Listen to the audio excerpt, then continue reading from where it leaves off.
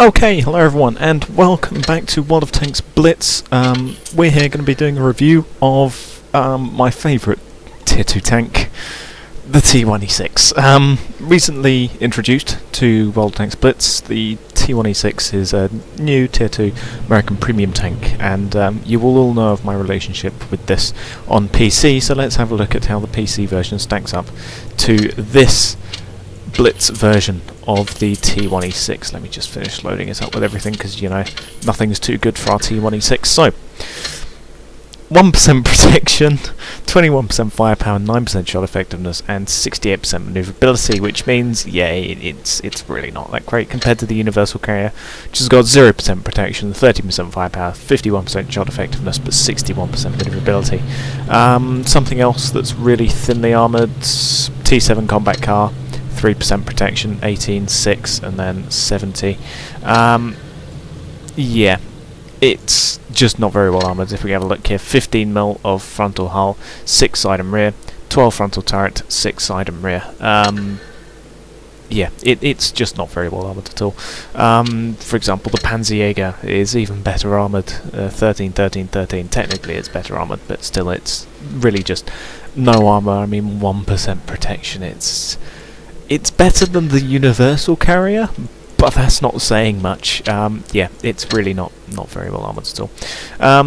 It has, well, 9.03 tons is how much it weighs, so 9 tons with a 251 horsepower engine, which means it gets to 48 kilometers per hour. Power to weight seems decent enough. 46.76 degrees per second hull traverse and a 40.5 basically turret traverse, which is not that bad. It's, well, the turret traverse perhaps a little bit on the slow side.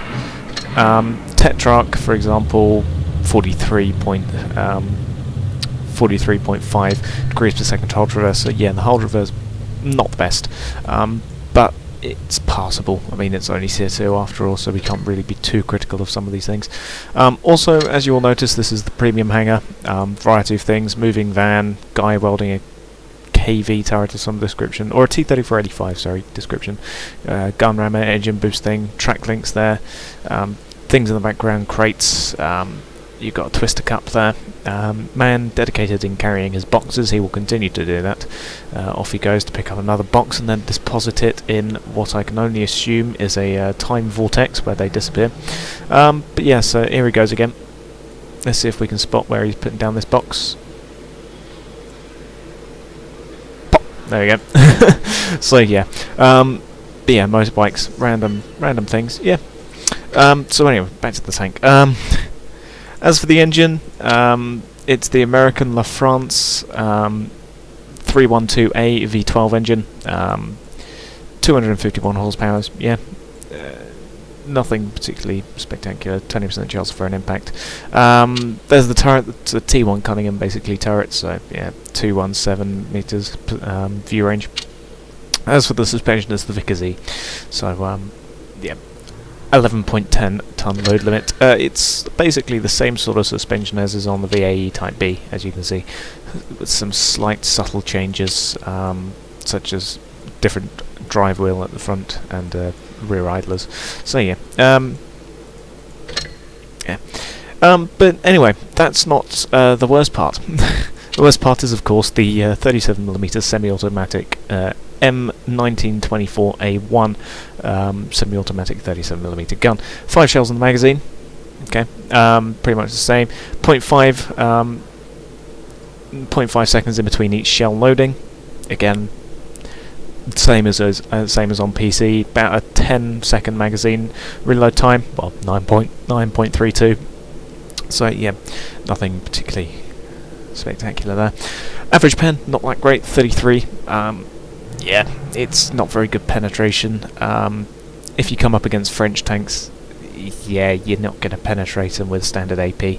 APCR, however, 53mm, that's decent enough. 9mm with HE, but then again, HE, yeah, nothing. You're not going to be able to penetrate much with that. 40 average damage with the AP, 35 with APCR, and 50 with HE, but again, HE, you're never going to be able to do much damage with it, so I wouldn't really bother with that. Dispersion as well, pretty terrible, almost a 0.5 dispersion. yeah, not that great. Aiming time, however, not too bad, 4.5 seconds. Well, I say not too bad, that's still pretty sluggish. So yeah, overall it's not a particularly great gun. Yeah, it's the biggest problem with the tank, really. However, something to note as we move on to ammo. Ammo is free, unless you're firing HE or APCR, which is good. So anyone who's scrounging around for credits, which I am not, but if you are, yeah, free shells. So basically, so you can go ahead spam them as much as you want, and you don't have to worry about losing anything from your pocket. As for provisions, you've got your protective kit, 15% to protection and crew from injuries, 10% speed on module repair, 20% fire protection, and 10% ammo and fuel tank durability, so you can whack them on if you want. Can of cola for plus 3% to crew mastery, and standard fuel for 3% to engine power and turret traverse, which is very useful because the turret traverse speed would be even worse. Even though it's not that great even now.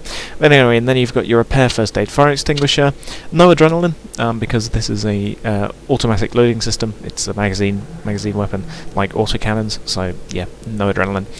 But you do have engine power boost, 20% to engine power for 15 seconds. Then you've got your multi-purpose restoration pack, which is those three things rolled into one, so you can go ahead, mount them as you wish.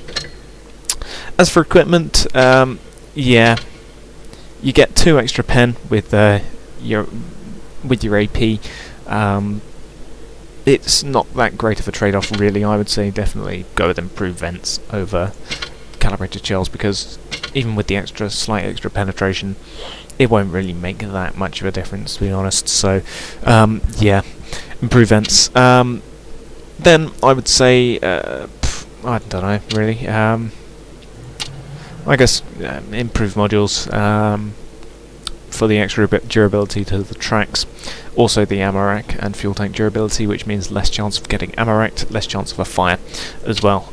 So yeah, that's probably what I would say. Then coated optics for the improved view range. Definitely then enhanced gun lane drive. Supercharge would be nice, but I would say enhanced gun lane drive, get down that aim time. Then definitely improved assembly. Don't even bother with enhanced armour. Definitely go with improved assembly. Then I would say engine accelerator gives a slight buff to the traverse speed, boosts it up to 49.03 meters degrees per second hull traverse, and it also gives you better power to weight with better engine power. Then definitely refined gun as well, get it down to 0.44 meters dispersion, which is still not that great, but it's better than 50, basically 0.50 dispersion. 0.444 is at least an improvement. Then I would say just enhanced tracks, although really it's your choice after all. It's only low tiers, so I mean they're over quicker than high tiers. And then you've got your choice of whatever the hell those two things are. So overall, brand new premium tank on the block. Yeah, everyone knows how much I love the T1E6 slash sarcasm right there. But yeah, overall it's good for making money because of the free shell costs. The gun itself, not that great. The chassis itself, also not that great. Yeah. Inaccurate gun, low... I mean, yeah, low pen, inaccuracy. The hull itself, it's not very well armoured. The mobility is alright, you can flank people. You do get decent enough damage if you do manage to get a whole burst into people. That's what, 4 times 5, that's 200 average damage if you do manage to get all 5 of them in, all 5 shells in with well, if all 5 of them hit and penetrate and do average damage, you will in theory be able to do 200, which is slightly less than the HP of the T1E6, which is 240, which not as good as the Tetrarch. Oh god, no, please. It's not as good as the T7. It's not as good as the Light 6. It's not as good as the Cruiser. You can see where this is going. The Hargo. Still not as good as the Hargo, even without the upgraded turret. VAE. It's not as good as the VAE. The D1. That's pretty low, isn't it? Yes. No, it isn't. What about the Renault? 300. Okay, last chance. Panzer II, 320. 38H, 265. it's yeah, okay. Yeah. So that's another point onto the bad board. Hey, we unlocked an equipment slot. So let's just summarise quickly. Low HP, 240. Man, who thought of that? Low HP, no armour, slow turret traverse, decent enough mobility, in theory, inaccurate gun, low penetration, magazine. Some people don't like magazine-fed guns because it leaves a longer reload time. Yeah, aim time is also a bit of an annoyance. It doesn't have many good points going, does it? But I just had to get it because it's the T1E6. So anyway, I'll thank you all for watching, and goodbye.